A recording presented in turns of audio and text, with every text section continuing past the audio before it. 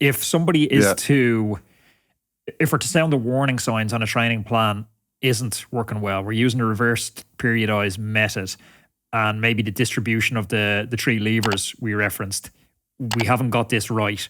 What's the warning signs look like that we maybe need to reevaluate our training plan? One of the there are several, of course, and one of the things you need to trust is if you don't feel like training, that's a problem.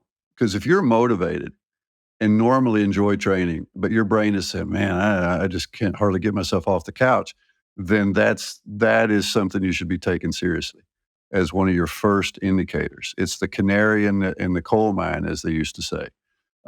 But we also see, if you need some hardcore physiology, we see often that heart rate is actually too low for a given power output. It's suddenly, it's 10 beats too low, and you think, well, that isn't that good. That means, I've had a nice response.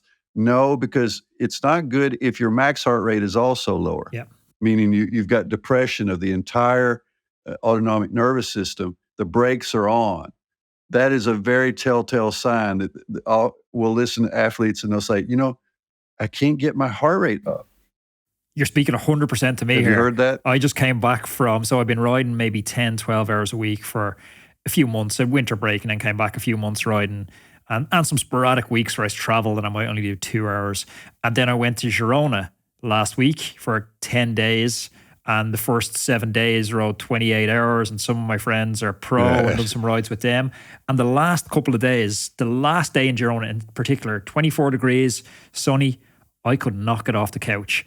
And as soon as you said that there, I was thinking back to my previous rides, and I was like, 200 watts at 92 beats. And I'm like, oh, that's a very low heart rate for 200 watts for me. Yeah. But it is very easy to misinterpret that because and then what do? You double down. You think, oh, I must be in really good shape. I got to go harder. So you unfortunately, you kind of double down on what's already a problem. So anytime, number one, if you're having trouble getting off the couch and you normally don't, then you got to take that seriously and listen to it. And then number two, now heart rate can be too high also on a given day, but often that'll be because of one acute, a heavy strength session or something. But when you're doing a volume overload like you were referring to, the most likely side effect will be you depress the autonomic nervous system and the heart rate response, the brakes come on. And now you have that low heart rate at 200 watts, which looks seemingly good, but what's hidden is that, hey, your max heart rate's also down. Everything is down. Yep. And you're having trouble mobilizing. And so what's the recipe for that? Rest. There is no magic. You've gone too far. You're going to have to rein it back in and give yourself some rest and easy days.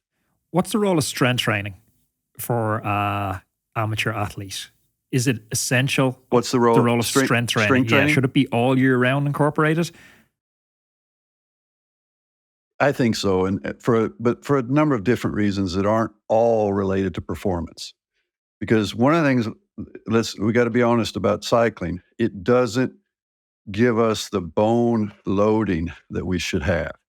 Our bones need to have the normal loading, a heavy gravitational load, some jumping and that to maintain healthy bone structure, so-called bone density. And so one of the issues with cycling is we don't get much of that. We don't get any, to be honest. And we don't get eccentric loading. So cycling has some very specific muscular characteristics. We're only doing the contraction part. We're never doing the stretch under load.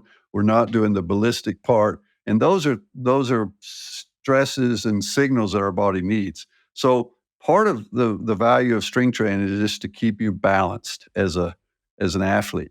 Plus, you tend to get in these crunched over positions I'm trying to show on the video that nobody's seen right now. So what do you do in the weight round? You want to counteract that with more extension movements. So from independent of performance, a couple of days a week in the weight room for 30, 45 minutes, kind of doing these types of movements is going to be good for the cyclist. And then if we're thinking about what's going on the bike and getting powered to the pedals, obviously that's an issue of connecting hip to knee to ankle, core stability. The issue of, are you able to, um, you're connected to the bike via your hands, via your kind of butt on the seat, and via your legs. Are you able to connect all of those through your core? And so that's also a reason to be in the weight room, is to have that, connectedness and to strengthen your weak links, we might call it, which often for athletes will be core. I think there's a trade-off between performance and longevity. I think about the carbohydrate intake, and you've some companies now like Morton who seem to be just cramming more and more bang into these gels. And I've talked to World Tour riders on the podcast, and they're experimenting with 120, 140, 160 grams of carbohydrates per hour, really training that gastro. The number keeps going up. Unbelievable. Yeah. But I wonder about the effect of that on our gut microbiome and long-term health. And then more broadly, is what's good for high performance always aligned with what's good for longevity? Like this training week that we're advocating of reverse periodization and 2 times in the gym, does that performance align with recommendations for longevity, or have we seen data on this? Well, we could talk about this question for 2 hours, but I kind of adhere to this stress bucket model, which is in the sense that our physiology, our nervous system doesn't really distinguish between the stress of those training sessions we're talking about, the stress of the job and having a boss at the job that's a jerk, the stress of maybe a child that is sick at home. All of these things, they all go into one bucket from a stress standpoint, just stress reactions.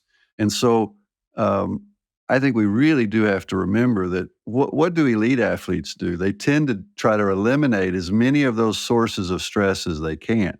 That's kind of the training camp effect. You take away, I don't have to go to the grocery store. I don't have to pay bills right now. I don't have to do these things. I don't have to think about a job because this is my job. So in many ways, their stress bucket has fewer sources pouring into it. That's what they've done. They've optimized their life for performance, but we're not in that situation. So we have to accept that reality and try to find balance in the choices that we have made. We happen to want to have children right now, and we happen to want to be part of a marriage, and we have a job where we're not in control of all the decisions that are made. So we have these different sources of stress, and doing that triathlon or the criteriums that we do can either tend to release stress and be a very positive thing in our life, or they can add to the bucket. They can make things worse because we're treating the cycling race or the criterium that we're training for as this all powerful goal that if we don't succeed at, we're a failure. That's not gonna be a good recipe for sustainability.